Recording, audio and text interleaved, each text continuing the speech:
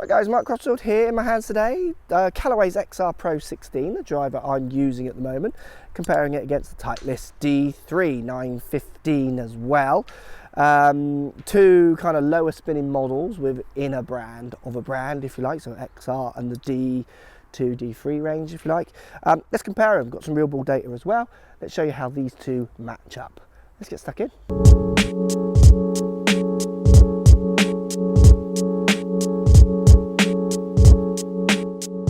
Right, so Callaway XR Pro 16, Titleist 915 D3. So XR Pro, I'm getting lots of Boeing technology on aerodynamics, which I'm not particularly buying this club for, but I do like the way the bumps on the top look. They frame the ball up quite nicely. I quite like the stealth black head, so it's kind of matte finish, and the smaller size, which I like. I've got mine set at a 9 degree. You also get kind of weight taken out the bottom of the face here at the front. They're always trying to keep the face as fast as they can across all parts, like all the clubs do really. Changeable neck as well, but I don't get involved with that. The 9 degree fits for me, but you can dial the neck in on the XR16 Pro if you wanted to through the changeable sleeve. Titleist D3 915, so we get the active recoil channel, similar to what that one's doing, keeping that face flexing on the top and on the bottom more even is what Titleist is saying that is doing. Get the sure fit tall neck, so you can change loft, lie, dial in ball flight, and again that slightly smaller looking shape down by the ball. These two drivers really, in all intents and purposes, should be doing very much the same thing. So I'm gaming the XR Pro 16 at the moment, so let's give it a hit and talk you through just what I like about it and why I've got it in the bag. So I put it down by the ball. I love the way it sits. It's lovely in a little round shape. It's not the biggest head in the world, which to me makes me feel I'm going to get that kind of knuckleball, that kind of lower spinning forward flight, which I often do get on this club. Sits very square. When I hit it off the face, it makes that nice Callaway sound, so it's not too tingy. It's almost a truer impact sound off the face, which I really like.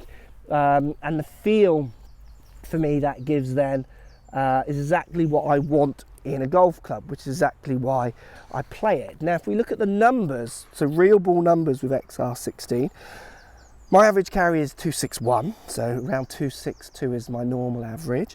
Longest hit going 264, spinning at 2000 res, one at 16, one at 19, and then one at 24. That's kind of spin, exactly where I want to see a club for me. That's how I'm getting my more consistent longer rollouts and longer carries on shots. The numbers exactly where I want it, which you would hope because it's a club that I'm gaming. So how does that compare to an equivalent, if you like, in the Titleist range? Well, it's a glossier look in the Titleist. Similar necks. I mean, you would argue that Callaway have kind of copied the sure fit hosel, which was the first one to come. So very similar in its changeability. Like I say, I don't get involved in that, but good for fitters. And down by the ball, it looks very similar apart from its glossiness. The difference in these two clubs is really, really minimal.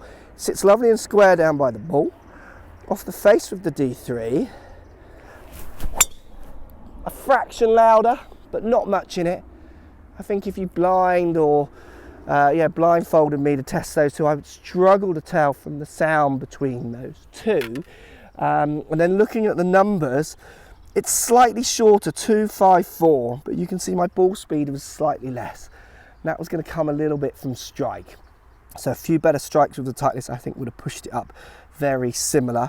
Spinning 200 revs more, so a fraction more. Again, I could just manipulate loft. But I mean, it is launching at 15 to the 16 of the XR Pro. So you can see on those two, very similar peak height, exactly the same, 37. You can see very similar numbers, but just squeezing a little bit more out the XR Pro for me, which is why I use it. Could quite easily use D3. I would just have to kind of play a little bit more in custom fit, just squeeze that extra bit more yardage out to keep it up with the XR Pro. But when I can put a club down that I like the look of and get those numbers straight away, that's why I choose to go with that one.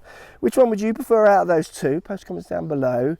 For me, XR Pro I'm preferring, but I could use D3 no problem. Titleist make pretty damn good equipment, always have done.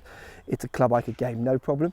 Which one would you game and why? Post comments, Speak to you soon. Follow me on Twitter, Facebook, Instagram, Snapchat, Periscope, all the normal social places. Also, come and visit my new website, markcrossfieldgolf.com. See you over there.